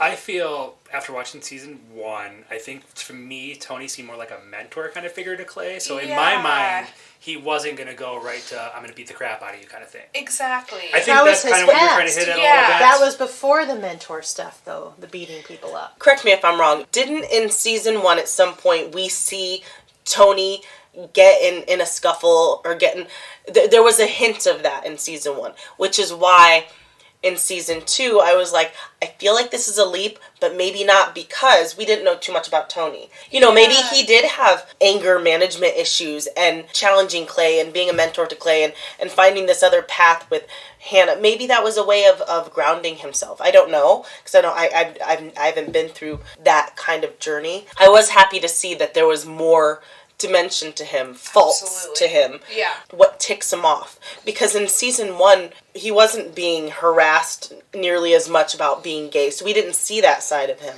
So I had to think about that one for a minute too, where it was like, is this a leap, or did we get a nugget in season 1? Yeah. For me, I think we got a little nugget, but it was.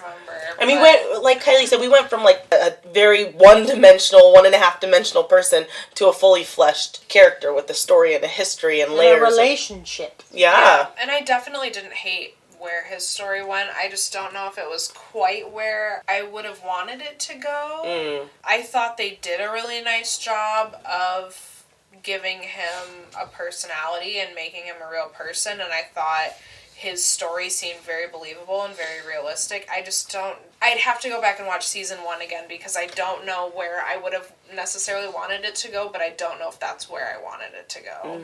Okay. I think they could have just brought him down a notch or two in certain scenes. Yeah. I did really like the fact that his date with Alex, like you saw that vulnerable side to him, which you never saw before, which that was kind of nice to see, especially when he's on said date being vulnerable, and then that happens. That's why I said Alex. Ryan, sorry. Okay. So like, when did you go on a date with Alex? I know. That'd be weird. But when he is on that date with Ryan, and he does get, not assaulted, but harassed a lot, I think if they would have brought it down like one notch, Yeah. instead of like busting the guy's eyeball out, maybe something else, Yeah. Okay. would have been a little more believable to me. Yeah, I feel like you went from 0 to 100 Yes. too quickly Mm-hmm. from what we already kind of knew about him. I felt like Tony as a character is a little more controlled than that. So now we're going to go through a couple of these other questions, and then I'm going to ask about the end. This time, instead of tapes, there were Polaroids. 3, to be precise, because in the clubhouse, there was a box of Polaroids taken by Bryce and the other members of the baseball team of girls in compromising positions, and you kind of find out that Bryce is a serial rapist. We meet Nina, who befriends Jessica and her Survivors Anonymous Survivors Support Advocate Group as she's dealing with the aftermath of her sexual assault by Bryce. And you learn, as these Polaroids are trickled to Clay, there's 3 of them total, and we also learn, spoiler, that Zach is the one leaking the Polaroids. What did we think of that device? Because last time people were predicting the devices, and Jeremy is the winner. How did you know it was going to be Polaroids? I don't know. I was thinking vintage media. Other vintage real media. good. I mean, It makes sense. Maybe they heard you and they said, yeah, that guy's right. We're going to do that. they listen to the podcast. Yeah, all right. Hey, We better give them some good ideas for season 3. We tell them Please what not take, to do. I know. please take our criticisms to heart. Thank you. Thanks, bye. Okay, please bye. What do we think about the Polaroids? I really liked them, actually. Because with the audio tapes, it's more up for interpretation. With the photo, it's black and white. It's in color. It's Polaroid. But it's right in front of you.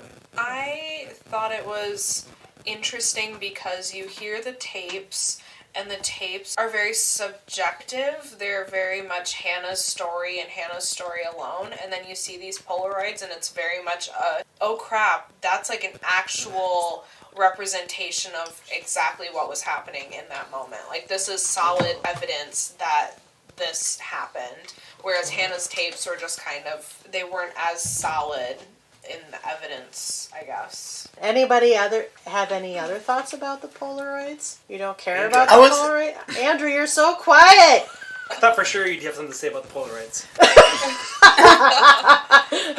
I liked it. I had so many issues with this season. I mean, I don't even, What are your top 5 issues? Go. Well, like I said earlier, I felt like lazy writing and they just didn't want to go into like serious asking questions, and they just wanted to throw everything at you. I was also jaded watching season 2 compared to season 1. So Why were you jaded? well, between season 1 and season 2, when I was watching season 2, one of my best friend's sister killed himself, and another one of my best friends tried to jump off my balcony and kill themselves. And so I've dealt with a lot of mental health issues. I mean, if with me, especially seeing my friend like literally leaning over my balcony to carry them back over. So I was just not in a good spot when I watched this. Were we planning on recording this a long time ago? We've been talking about it for about a half year, yeah. Okay, because this would have been last May, June that all this went down, and that was like around the time when the episodes came out. Mm-hmm. And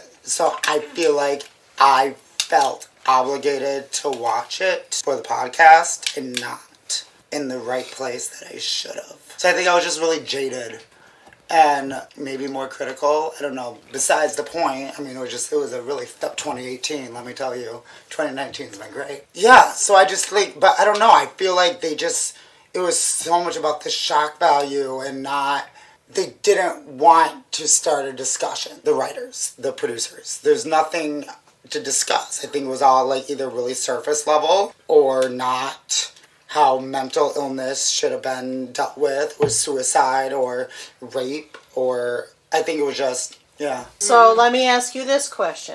Last time there was a huge discussion around whether Bryce should receive consequences. Andrew and Emily were very pro the idea that they didn't want to see him get serious consequences because that is what most often happens in real life. Amy, on the other hand, was like, no, screw that guy. I want to see him get consequences. This is fiction. They can show it. However, California, in real life, is a 3-strike state with defined penalties. Probation is the likely first outcome. They don't have to automatically go there, but it's the likely first outcome. What we see in this is Bryce does get convicted, but only gets probation. Not only that, he only gets 3 months probation because of the privilege afforded him through his attorneys and wealth, whereas Justin, who basically is arrested when he gives his testimony on stand for being an accessory to Jessica's rape, is lost in the system and stuck in probation and juvie for 6 months. So, how did you react to this? Especially the three of you, since you had such strong feelings. I forgot I can see myself saying that. Yep. I know. Being like, right? but here's what I will say after seeing that. It was like, of course that would happen. That's totally what would happen. That's what we see in the news all the time. So I wasn't surprised. I was like, well, that is a pretty accurate, scenario to me.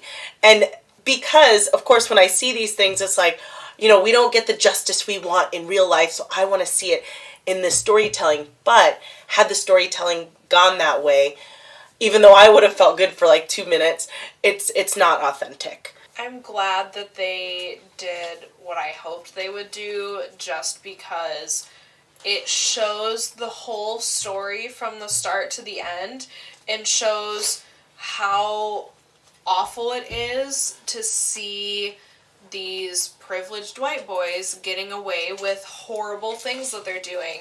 It gives the viewer an actual context for that, because even just watching the news, you hear the story and you think, wow, that's really awful. I can't believe this guy only got 3 months probation. This is horrible. But then you watch a TV show and you see the whole process from start to finish, from their first meeting to the actual assault to the trials to the conviction.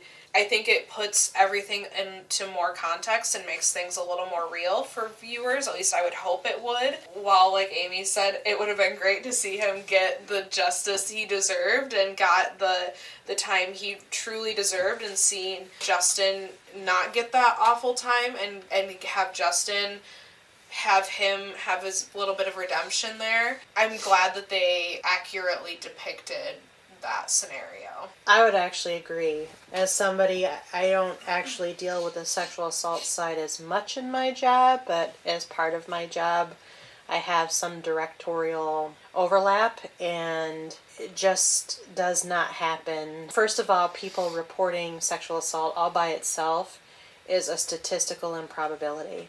It happens to 1 in 5 college-level students who are female.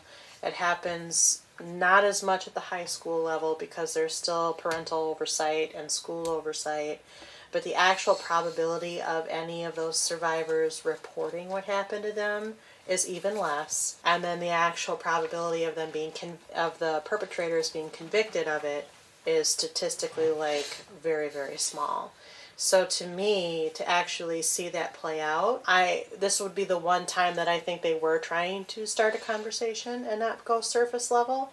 I think that is the one home run they hit on the season, was Justin versus Bryce versus Jessica versus, just learning about the consequences of this real life thing that happens each and every day all across the nation, and especially in a society that is still kind of working through not only the socio-political mumbo-jumbo, which isn't a statement, but also, your post-Me Too, your post-Time's Up, your post-Larry Nassar, your post.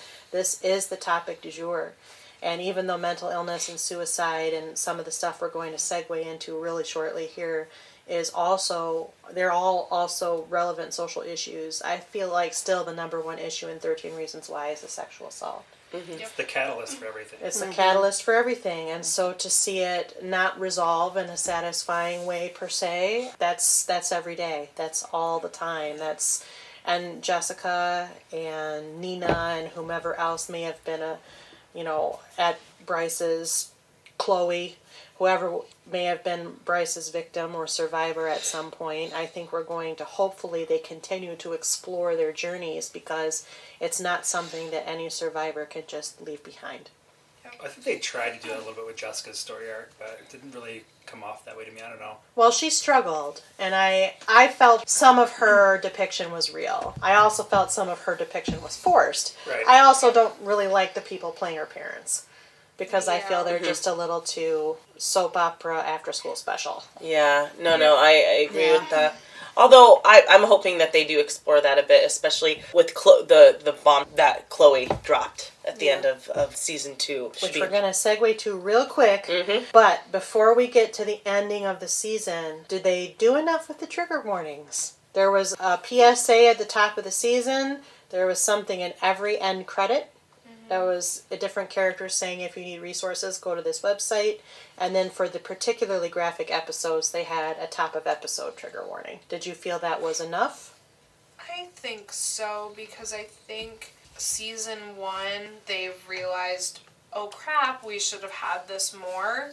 I think that also it was kind of implied to the viewer, though, too, that if you're watching season 2, you kind of already know what happened in season 1 and know that this is a topic. I personally don't know anybody that watched season 2 without watching season 1, and I feel like in a Netflix era, people don't just jump straight to season 2. So I think they did an alright job with it. I didn't have any personal issues with it. I think that they made a massive mistake not doing that enough. I can't remember it really at all in season 1, and now I think they could have even pushed it more in season 2. And I agree with you. If you watch season 1, chances are, season 2 is not going to be that shocking. But at the same time, we saw things graphically that we didn't see in season 1, especially like the sexual assault and whether it was consensual or not. I don't know why I quoted that, but whether it was consensual or not. And, kind of diving more into like guns and things like that.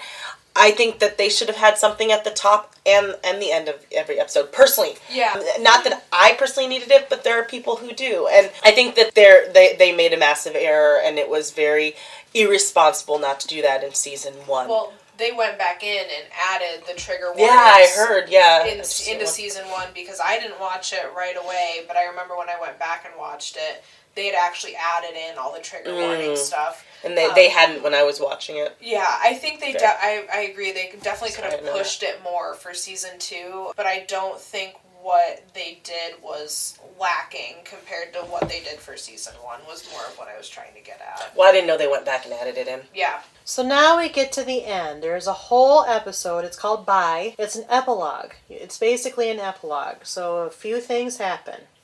The first is that we get Hannah's service. Clay delivers a eulogy, sees her walking into the proverbial light. Hannah's story ends. We see that Justin is being adopted by the Jensens, but still secretly using heroin.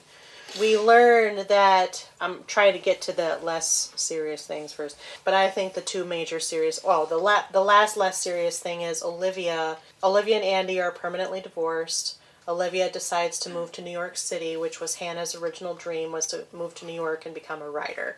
So she's going to sort of honor that dream by moving to New York. That's the happy side. The unhappy side are two things. Tyler, as a result of putting on an Instagram-like social media or a Facebook-like social media that him and Cyrus were responsible for all of the pranks, including the defacing of the baseball field, gets sent to, they call it a diversion program. It's basically an alternative high school for a time where he can have basically, it's like psychological treatment along with his education for a time. He returns to the school. He has some sort of backstory with Monty, some of which we see. I mean, Monty and Tyler always kind of pushed each other's buttons, I think, along the way. But in this return, we see Monty and friends sodomize Tyler with a broom handle in the bathroom. And then, as a result, Tyler, who was kind of doing well, regresses in a understandably big way,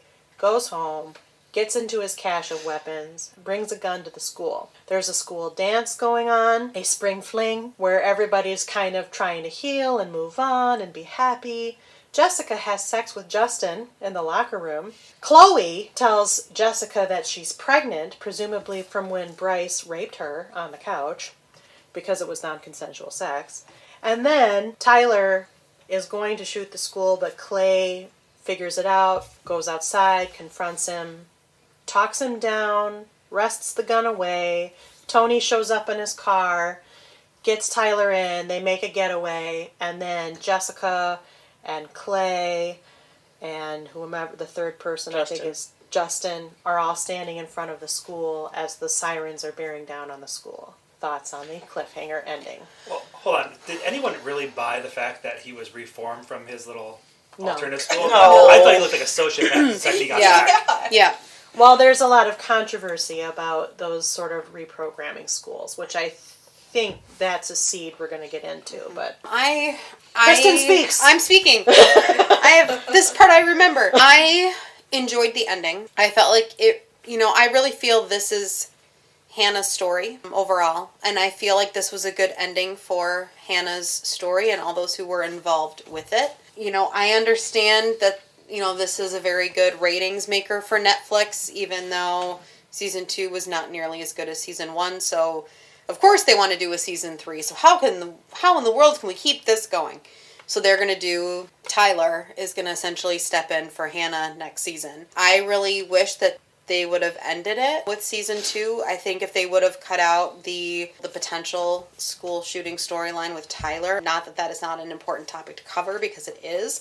However, this is Hannah's story, and I feel like it should have ended with Hannah. I think the Spring Fling was a great way to wrap all that up. So if they would have just edited out that last little bit and ended it with, them at the dance with the song from Lord Huron on with Clay grieving or what have you, that would have been a perfect ending for me, and I would have liked it as is. Not thrilled that they're doing a season 3. I just think I think it's too much of a stretch. They're going, as Emily said, they're already going off the source material as it is, and I think this is just a step even too far. If Netflix really wants to have a show that is going to deal with these current and very problematic social issues that we're facing as a society right now, that's awesome, but they need to find a different show to do that. I think this show should have been done.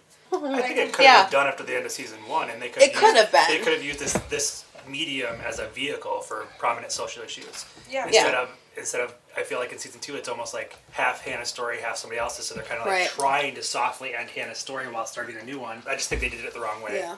Because she's not coming back. She has literally moved on. The character and the actress has moved on from this project. Yeah, I think a season 3 is a huge mistake because season 2 is already so forced and contrived that I can't imagine season 3 is going to get any better, number one.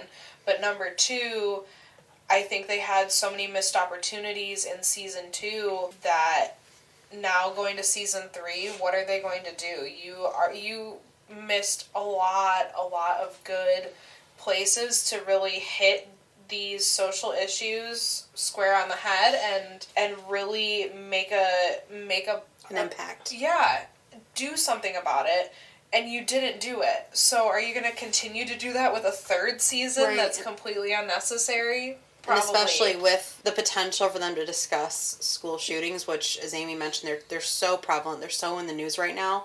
I'm very scared for them to touch on it. It needs to be talked about, and it needs to be addressed. But if they can't handle the topics that they covered in season 2 and the ones that they missed... Yep. I don't trust them to talk about anything else. I completely agree with that. Yep. I do too, and I completely agree. Which, yes, if you're okay, fine. Now you've opened this can of worms, and you're taking on school shootings, and that might be one of the most that's just a tragic thing that we're going through right now. That we've been going through for 20 years, I would say. Since Columbine and those situations. It happens so often we don't even hear about all of them anymore. No. Yep. I don't know that I trust the script writers or the people who are crafting the entire story. I don't know if I trust them to tell this story in a way that's going to promote a really important dialogue. I wouldn't even say positive or impactful, because it will be impactful, but something that could project the issue, of what, gun control or certain legislation or security in schools or mental health issues or any of that. It concerns me, because now they've opened this can of worms. When I saw that at the end, it was like, oh no. And this is, I mean, I firmly believe that. I mean, I do believe that is, for me, a natural segue for that character. But I'm really scared to see if they're going to be really responsible and really, really good about the way that they're going to tell this next chapter. Yeah, and the other thing I'm concerned too with Chloe, Bryce's girlfriend, being pregnant, are they going to get into abortion potentially? And I didn't even think of that. That is a super... Oh, yeah. Well, that's the thing. That's is tricky. At the time when that came out, we weren't in this whole where we are now. shitstorm Yeah. we're in right now. It concerns me that this seed has already been planted and that they could Literally and figuratively. yeah, that they could now take this huge mess that we're in right now and use that in this next season. I don't think 13 Reasons Why is the correct vehicle for either of those discussions to be had. It's not, I don't think it's hitting the right target audience, number one, but number two, they've done kind of a poor job hitting all these other topics, that now these topics are an even higher tier in importance in our society, and I don't think they're going to do it well. So I love that you brought up that point, and not to get too political about it, but I think that somebody needs to talk about these issues, because Absolutely. Netflix is leaning to, and I don't want to say at least the liberal standpoint on all of these issues pretty much. And the problem with nobody talking about it right now is the people who lean towards the right or the pro-life aspects, they are talking about it. They're making movies. There's been like 5 movies that come out in the last year that we've shown at the cinema in town here that most people on the left towards the middle don't even know are out there, but they're blasting it in everyone else's faces right now. And that's why things like Alabama are happening right now. Yeah, and I completely agree. I think there needs to be somebody talking about it. I don't think 13 This Reasons particular Why show is the right one. I think somebody in Netflix should be talking about it, because Netflix is... It's basically right now goes Disney and then Netflix for the top media monopolies right now. And Disney won't touch it, And obviously. yeah, Disney won't touch it with a 10-foot pole, but Netflix has this really great platform that's hitting so many people. And they have a really fantastic, well-established platform that they could be using to discuss these topics. I don't think 13 Reasons Why is the one that they should be using to discuss But they are, though. Yeah. And then the unfortunate, I mean, I agree with you, but now that they've got our attention, and now that they have actually, this is what Tyler did, and this is what's happening, what has happened to Chloe, now they have to. And now it's, the ball is in their court to be really responsible about it. And like you said, maybe 13 Reasons Why is very well established. They've got their audience. They've got eyes looking on that show. But how, now they need to perhaps think about these other projects that if they're going to start exploring these topics, you already said the other viewpoint is out there. We don't know about it. We're not the target audience for that. Yep. Netflix does have many target audiences, I would imagine. Yeah, they cover And so everybody. 13 Reasons, yes, perhaps it's not the best vehicle for it, but they've got us now, and they're going to have to tackle it.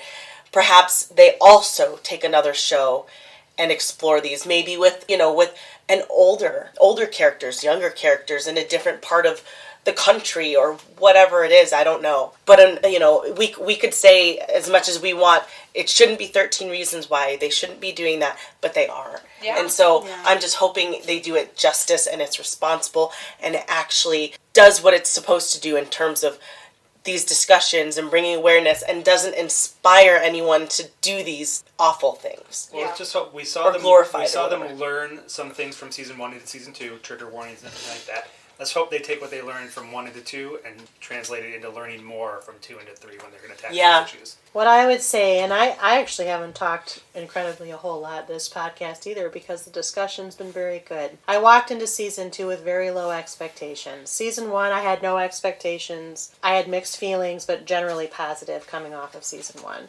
Season 2, I had very low expectations because of everybody's caution about there's no source material and all of the other business. I was pleasantly surprised. It wasn't as bad as I thought it was going to be. It was still, on the other hand, uneven. And to the idea that it was very surface level is words that have been used repeatedly, I would agree. That it wanted to touch on these issues almost in a very manipulative way. And to me, when I feel a show trying to manipulate my emotions, I start to turn off very, very quickly. So now to go to sort of the general reaction about a season 3, I agree to Kristen with some extent in that I think that the story was about Hannah. Now, Andrew, again, in one of your speeches from last episode, you thought it would be interesting to make 13 Reasons Why an anthology series. In this leap to making Tyler the focal point, that's kind of what they're doing. However, Tyler has been a problematic character from moment one. So how could we ever, even understanding some of his struggles, sympathize enough with him in order for a school shooting dialogue to be impactful and to be done responsibly? And then Chloe is a very problematic character from the moment that we meet her. Yep. And even though she was subjected to sexual assault, what is by definition sexual assault, and has now been involuntarily impregnated by that action, that's a thing that happens.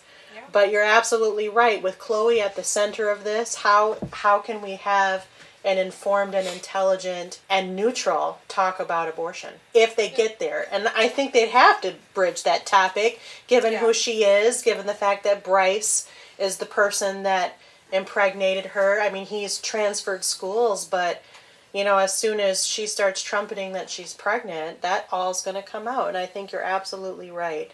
So I have a lot of trepidation about a season 3. I don't even know what to predict. All I know is that I'm feeling a little nauseated by where they left the end of season 2.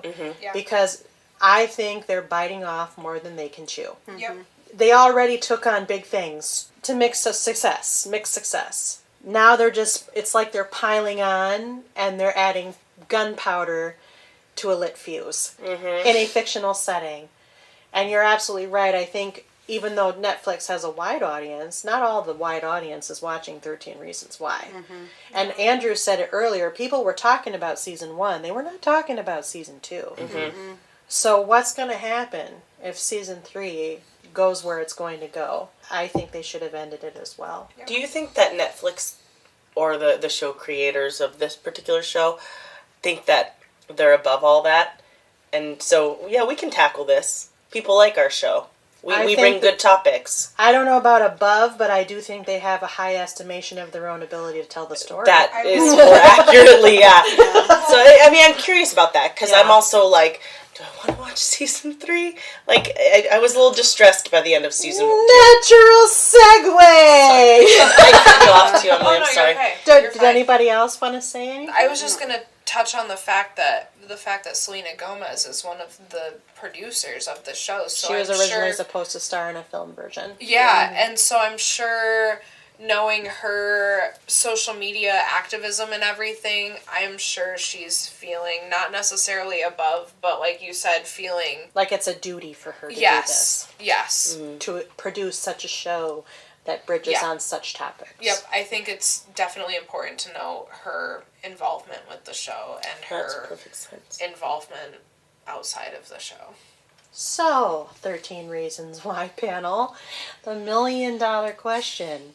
Are you gonna keep watching? Very hesitantly. I mean, I'll check it out, but there's no guarantee I'm gonna finish. I have no idea at this point. It's gonna really depend on what we start seeing for information on season 3, because if it's going the way I think it's gonna go, I don't know if I can watch it. I need to know what other people think first, I think. Yeah. I need to know, like, what...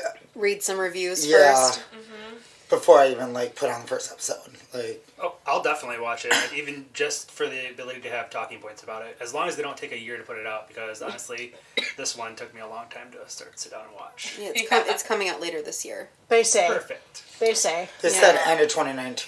Right? Yeah, they said summer or fall. I'm with Kristen. I might take a little peek at it, but I don't know if it doesn't capture me in that first episode or two. I don't know if I can even sit through it either. And I want to support a couple of people on there real bad, but Yeah, even she knows some of the cast people. Yeah, and even then I'm like, I'm sorry. I mean, because you have to sit through all of those episodes and live through this. And if it's not good storytelling, and if it's not what I deem responsible, then I'm not going to be invested. I'll watch it first. I'll let you know how it is. Okay. Perfect. Get back to us. Yeah. We're relying If on I you. go, I don't, then you know. Yeah, we something's trust wrong. you. Okay. Yeah. After season 2, do you recommend the show? No. Ooh, the pregnant pause. And Andrew says I would no. say it would have to be somebody that already watched season 1. If they already watched season 1, I would say if you want to know how it continues, watch season 2, but I wouldn't recommend somebody that hasn't watched season 1. If I would say only watch season 1, don't watch season 2. I've actually already recommended it because Adam, my husband, hasn't watched season 2, and he says, is it worth it? I'm like, yeah, it took me a while to get into it, but after I got past episode 4 or 5, it was a straight shot, binge watching the rest of it through. Yeah. So I recommend the show. If nothing else, just to be able to talk about it. I will keep watching as long as we have a panel, because that's what I'm worried about right now. Would I recommend the show? No, I have to see how it ends at this point. I would recommend season 1, but even cautiously, super cautiously. Person dependent. Yeah. Please beware of the trigger warnings. It has some very in-your-face dialogue. There's very little comic relief. The soundtrack's real good. Yeah. I like the 80s inspired covers and stuff. Please listen to that. But other than that, I'd struggle to recommend 13 Reasons, especially to anyone in my age group who would be the parents. I'm younger Gen X. I think that the parents here are supposedly older Gen X to late baby boomers, and I would have trouble. I think they should watch season 1. I would have trouble recommending season 2 because I don't think it furthers their part of the discussion in a meaningful way. Everybody's nodding. That seems like a good thing. Anything else you'd like to say about 13 Reasons Why season 2, or what you'd like or hope or fear to see in season 3? I think we've already covered it. I know. Since there's nothing else to be said, then, what I'd like to do is thank Kristen, Emily, Amy, Andrew, and Jeremy for joining me once again to talk about 13 Reasons Why. And since I've thanked them, it's now time for the end credits. Couch Potatoes Unite! Was produced by Back Pocket Productions, run by yours truly, the Chief Couch Potato, which is really another way of saying executively produced by me, Kylie Piette. My associate producers are Krista Pennington and Selene Rezmer. I edit this podcast, and our logo is by Rebecca Wallace. Our marketing graphic artist is Krista. Our theme song was written by Sarah Milbratz and sung by Sarah, Amy McDaniel, and Kelsey Rezmer. Kelsey played the keyboard, Ian McDonough played the bass, Christian Somerville played the guitar, and the whole kit and caboodle was engineered and produced by Kyle Aspinall and Christian.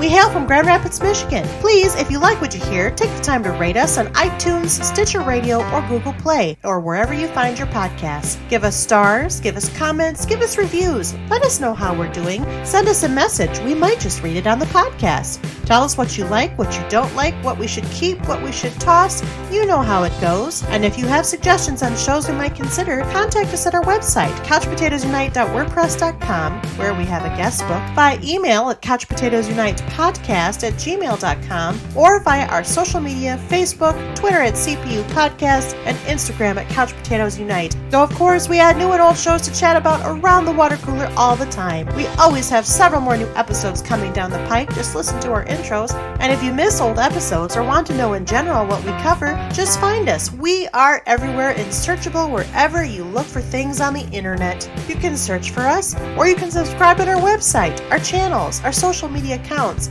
Stay up on our new events and episodes. Until the next time, 13 Reasons Why is available to stream on Netflix, because that's the network who made it. Our unofficial non-sponsor. We're still waiting for our free subscriptions. In the meantime, our 13 Reasons panel will next reconvene, maybe, hopefully, possibly, we'll see, sometime following the release of Season 3, the date of which has not yet been announced as of the time of this recording. So until next time, until next episode, new episodes published every Wednesday. Keep listening, keep watching, stay tuned. Bye-bye. Bye.